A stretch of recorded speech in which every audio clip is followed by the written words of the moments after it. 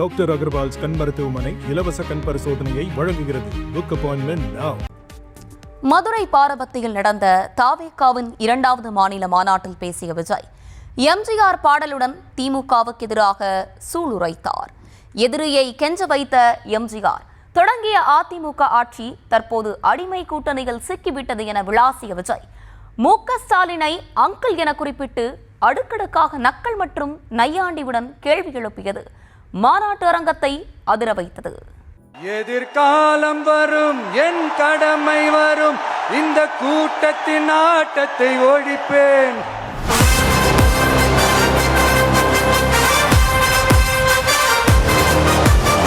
நம்முடைய ஒரே அரசியல் எதிரி திமுக தான்.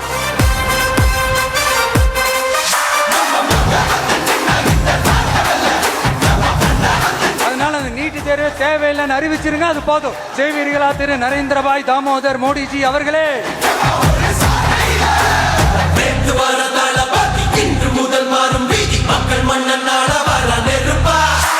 தாமரை இலையில தண்ணியே ஒட்டாது, தமிழக மக்கள் மட்டும் எப்படி ஒட்டுவாங்க?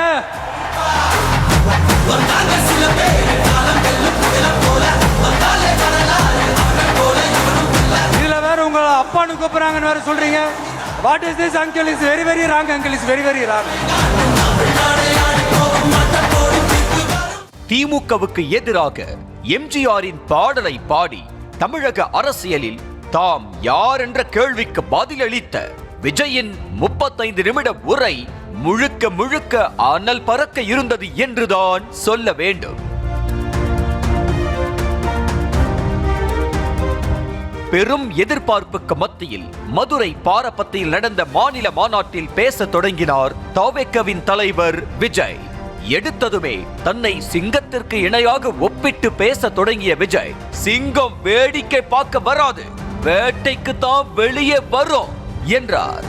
பனையூரிலேயே அரசியல் செய்வதாக விஜய் மீது இருக்கும் விமர்சனத்திற்கான பதிலாக இது அமைந்தது. ஒரு சிங்கம் எப்போ எதிலையும் பெக்யூலியர் தான். ஒரு முறை சிங்கம் கரிச்சிச்சதுன்னா அந்த சவுண்ட்ல ஒரு 8 கிலோமீட்டருக்கு சும்மா அதிரும், எல்லா திசைகளும் அதிரும். அப்படிப்பட்ட அந்த சிங்கம் வேட்டைக்கு மட்டும்தான் வெளியில வரும், வேடிக்கை பார்க்கறதுக்கெல்லாம் வெளியில வராது. வேட்டையில கூட உயிரோடு இருக்கிற மிருகங்களை தான் வேட்டையாடும். அதுலயும் பெரும்பாலும் தன்னை விட பெரிய சைஸ் உள்ள மிருகங்களை தான் குறி வச்சு தாக்கும், ஜெயிக்கும். சிங்கம் கதையை முடித்து சென்டிமெண்ட் கதைக்கு வந்தார் விஜய். விஜயகாந்த் பிறந்த நாள் அன்று நடக்கவிருந்த மாநாடுதான் 21ஆம் தேதிக்கு மாற்றப்பட்டது. அந்த வகையில் எதிர்பார்த்தபடியே மதுரை மண்ணில் வைத்து விஜயகாந்தின் நினைவை கூர்ந்தார் விஜய். அரசியலிலும் சினிமாவிலும் தனக்கு முன்னோடியான எம்ஜிஆர் கூட பழக பாக்கியம் இல்லை என்றாலும் அவர் மாதிரியே குணம் கொண்ட என் அண்ணன் கேப்டன் என கூற மாநாட்டு திடலே அதிர்ந்து போனது. நான் இந்த மண்ணில் கால் எடுத்து வச்ச உடனே ஒரே ஒருத்தரை பத்தி தான் மனசுக்குள்ள ஓடிக்கிட்டே இருந்தது. அவர் யாருன்னு உங்களுக்கும் தெரிஞ்சிருக்கும். சினிமானாலும் சரி, அரசியல்னாலும் சரி, நமக்கு ரொம்ப ரொம்ப பிடிச்சது புரட்சி தலைவர் எம்ஜிஆர் அவர்கள் தான். அவரோட பழகிறதுக்கு எனக்கு வாய்ப்பு கிடைக்கல. ஆனா அவரை மாதிரியே குணம் கொண்ட என்னுடைய அண்ணன் புரட்சி கலைஞர் கேப்டன் விஜயகாந்த் அவர்களோட பழகிறதுக்கு எனக்கு நிறையவே வாய்ப்பு கிடைச்சது. அவரும் இந்த மதுரை மண்ணை சேர்ந்தவர் தானே, அவரை மறக்க முடியுமா? விஜயின் உரையில் மற்றொரு கவனிக்கப்பட வேண்டிய விஷயம் என்னவென்றால், அதிமுக குறித்து அவர் பேசியதுதான். தாம் உயிரோடு இருந்த வரைக்கும் முதலமைச்சர் நாற்காலிக்கு எதிரிகளை கெஞ்ச வைத்தவர்தான் எம்ஜிஆர் என கலைஞரை மறைமுகமாக குறிப்பிட்ட விஜய், அப்படிப்பட்ட ஆளுமை தொடங்கிய கட்சி எப்படி ஆகிவிட்டது என எடப்பாடி பழனிசாமியை மறைமுகமாக போட்டு தாக்கினார்.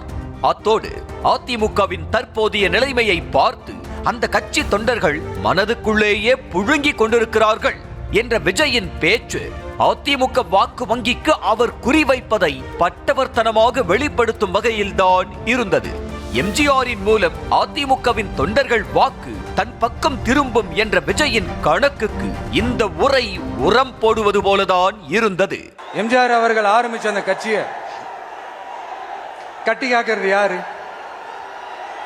இன்னைக்கு அந்த கட்சி எப்படி இருக்குது? அதை நான் சொல்லிதான் உங்களுக்கு தெரியணுமா? அப்பாவி தொண்டர்கள் அதை வெளியில சொல்ல முடியாம வேதனையில தவிக்கிறாங்க. 2026 சட்டமன்ற தேர்தலில் யாருக்கு ஓட்டு போடணும், எப்படிப்பட்ட ஆட்சி இங்க அமையணும்னு அந்த அப்பழு கற்ற அந்த தொண்டர்களுக்கும் ரொம்ப நல்லாவே தெரியும். அதனால என்ன வேஷம் போட்டுக்கிட்டு பாஜக இங்க தமிழ்நாட்டுக்குள்ள வந்தாலும் அவங்க வித்தை எல்லாம் இங்க வேலைக்கே ஆகாது. அடுத்ததாக கூட்டணி விவகாரத்தை தொட்ட விஜய் விக்கிரவாண்டி மாநாட்டில் கூறியது போல தாவேக்கவுடன் கூட்டணி வைக்கும் கட்சிகளுக்கு ஆட்சியிலும் அதிகாரத்திலும் பகிர்வு கொடுக்கப்படும் என தெளிவுபடுத்தினார். அதிமுகவுடன் விஜய் கூட்டணி வைக்க வாய்ப்பிருக்கிறது என பூடகமாக பரவி வந்த தகவல்களுக்கு விஜய் ஏற்கனவே விளக்கம் கொடுத்திருந்தாலும் பாரபத்தி மாநாட்டிலும் மக்கள் அணி அணியாக தன் பக்கம் இருக்கும்போது அடிமை கூட்டணி எதற்கு என கேட்டதோடு பாஜக கூட்டணி பொருந்தாத கூட்டணி என கூறி அனல் கிளப்பினார். மேலும் தாவேக்க கூட்டணியில் யார் யார் வருவார்கள் என்ற கேள்விக்கும் சஸ்பென்ஸை தான் பதிலளித்தார் விஜய். நான் இப்பவும் சொல்றேன், நம்மளை நம்பி வர்றவங்களுக்கு ஆட்சியிலும் அதிகாரத்திலும் உறுதியாக பங்களிப்பு செய்யப்படும். உடனே இந்த கேள்விகள்லாம் வரும். அப்ப யாரு கூட்டணி, யாரு வரா, யாரு போறா, இந்த கேள்விகள்லாம் வரும். இந்த கேள்விகளுக்கெல்லாம் ஒரே ஒரு பதில் தான், சஸ்பென்ஸ்ல சஞ்சாரம் செய்யுங்க. ஆனா ஒண்ணு, 2026 2 பேருக்கு நடுவுல தான் போட்டியே. ஒன்னு டிவிகே, இன்னொன்னு டிஎம்கே. வழக்கத்திற்கு மாறாக திமுக பாஜக மீதான விஜயின் விமர்சனம் பாரபத்தி மாநாட்டில் வீரியமிக்கதாகவே இருந்தது. இனிமேல் சாஃப்ட் பாலிடிக்ஸ் வேலைக்காகாது என்பதை உணர்ந்த விஜய் தேர்தல் பிரச்சாரத்தை தொடங்கி ஓட்டு கேட்டதோடு திமுகவை விளாசி எடுத்தார். திமுகவை எம்ஜிஆர் அளவுக்கு எதிர்த்தவர்கள் இருக்க முடியாது என்ற நிலையில் எம்ஜிஆரின் பாடலை பாடியே திமுகவின் ஆட்டத்தை ஒழிப்பேன் என சூளுரைத்தார். அத்தோடு முதலமைச்சர் மு.க. ஸ்டாலினை அங்கிள் என குறிப்பிட்டு பெண்கள் பாதுகாப்பு தொடங்கி சட்டம் ஒழுங்கு சீர்கேடு, கனிமவள கொள்ளை என அடுக்கடுக்காக நக்கல் நையாண்டியுடன் விஜய் எழுப்பிய கேள்விகளும் அரசியல் களத்தில் புயலை கிளப்பியது. Stalin uncle, what uncle is very wrong uncle.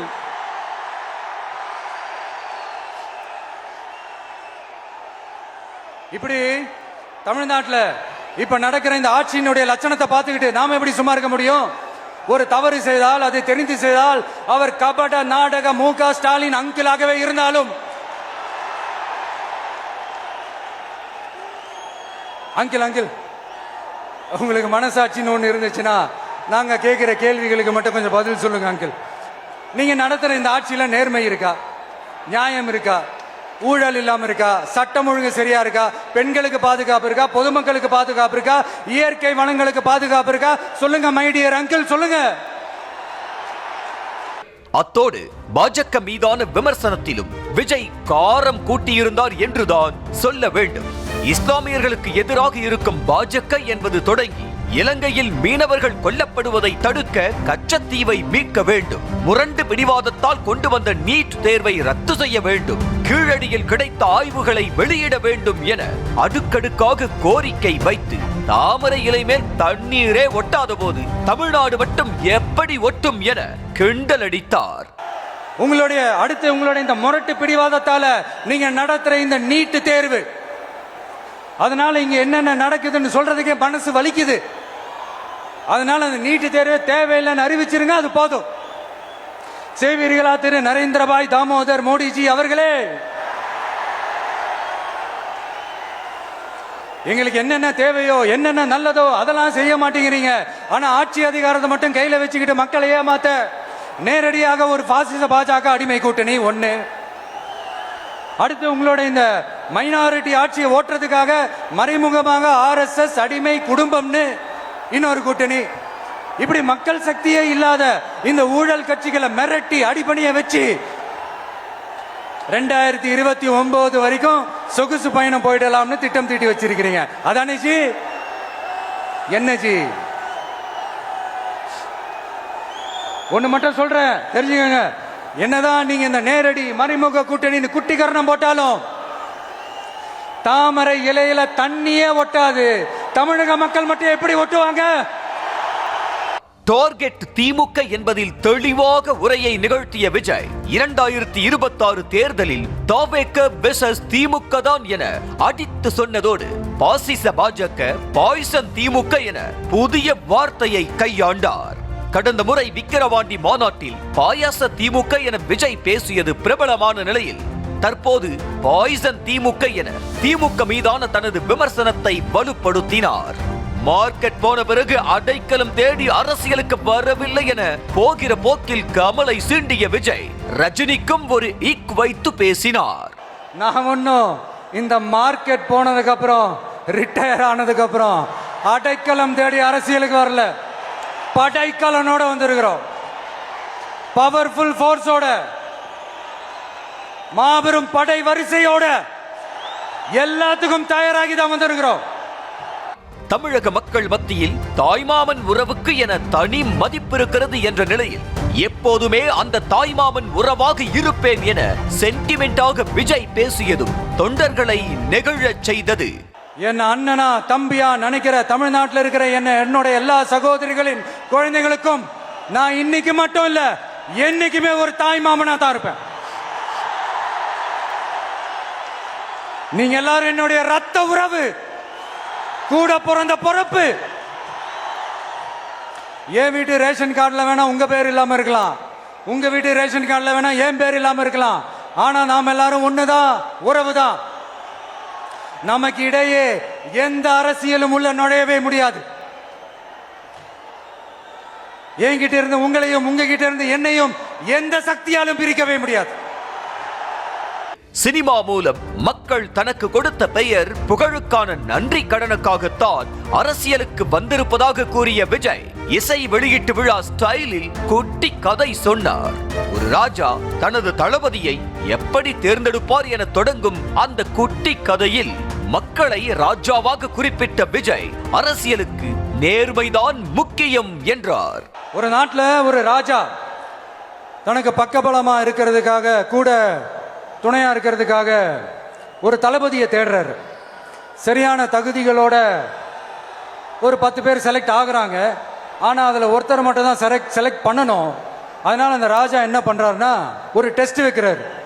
அந்த 10 பேர் கையிலையும் விதை நெல்லை கொடுத்து இதை நல்லா வளர்த்து கொண்டு வாங்க, ஒரு 3 மாசம் கழிச்சு வாங்கன்னு சொல்லி அனுப்பி வச்சிடுறாரு. 3 மாசம் கழிச்சு வரும்போது அதில் ஒருத்தர் ஆளு உயரத்துக்கு வளர்த்துருந்தாரு, ஒருத்தர் தோல் உயரத்துக்கு வளர்த்துருந்தாரு. அதில் ஒரு 9 பேரும் நல்லா வளர்த்து கொண்டு வந்திருந்தாங்க. ஒருத்தர் மட்டும் வெறும் தொட்டியோடவே வந்தார். என்னன்னு கேட்டதுக்கு, நானும் தண்ணி ஊற்றி ஊற்றி பார்க்குறேன், உரம் வச்சு பார்க்குறேன், வளரவே மாட்டேங்குது ராஜா, என்ன பண்ணுறதுன்னு தெரியலன்னு சொன்னதுக்கு ராஜா அவரை கட்டி அணைச்சிக்கிட்டு, இனிமே நீதான் என்னுடைய தளபதி, எல்லா அதிகாரமும் உனக்கு தான் சொன்னார். ஏன்னா அந்த 10 பேர் கையிலையும் ராஜா கொடுத்தது அவித்த விதை நெல், அது முளைக்கவே முளைக்காது. அந்த 9 திருட்டு பயலும் என்ன பண்ணியிருக்காங்கன்னா வேற விதை நெல்லை வாங்கி அதை வளர்த்துட்டு ராஜாவையும் மக்களையும் ஏமாத்திருக்கிறாங்க. ஆனா இவர் மட்டும் உண்மையை போட்டு உடைச்சிட்டார். அதனால ஒரு நாட்டுக்கு திறமை எந்த அளவுக்கு முக்கியமோ அந்த அளவுக்கு உண்மையும் நேர்மையும் முக்கியம். இப்போ நீங்க எல்லாரும் தான் அந்த ராஜா. கடைசியாக சினிமாக்காரன் என தன் மீது இருக்கும் விமர்சனங்களுக்கும் பதிலடி கொடுத்தார். அம்பேத்கரை, காமராஜரை, நல்லக்கண்ணு போன்ற நல்ல நல்ல தலைவர்களை தோற்கடித்தது சினிமாக்காரன் அல்ல, அரசியல்வாதிகள் தான் என்ற விஜய், எல்லா அரசியல்வாதிகளும் அறிவாளிகளும் கிடையாது, எல்லா சினிமாக்காரனும் முட்டாளும் கிடையாது என்றதோடு உரையை முடித்துக் கொண்டார். சும்மா சினிமாக்காரன் சினிமாக்காரன் சினிமாக்காரன். அம்பேத்கர் அவர்களை தோற்கடிச்சது சினிமாக்காரன் இல்ல, அரசியல்வாதி. காமராஜர் அவர்களை தோற்கடிச்சது, இங்க விருதுநகர் பகுதியில் தோற்கடிச்சது சினிமாக்காரன் இல்ல, இன்னொரு அரசியல்வாதி. இன்னைக்கும் நம்ம கூட வாழ்ந்துட்டு இருக்கிற நல்ல கண்ணு ஐயாவை தோற்கடிச்சது சினிமாக்காரன் இல்ல, அரசியல்வாதி. இப்படிப்பட்ட நல்ல நல்ல தலைவர்களை எதிர்த்து நின்று தோற்கடிக்கணும்னு அந்த எண்ணத்தை உருவாக்குனது சினிமாக்காரன் இல்ல, அரசியல்வாதி. அதனால எல்லா அரசியல்வாதியும் அறிவாளியும் கிடையாது, எல்லா சினிமாக்காரனும் முட்டாளும் கிடையாது. டாக்டர் அகர்வால்ஸ் கண் மருத்துவமனை இலவச கண் பரிசோதனையை வழங்குகிறது. Book appointment now.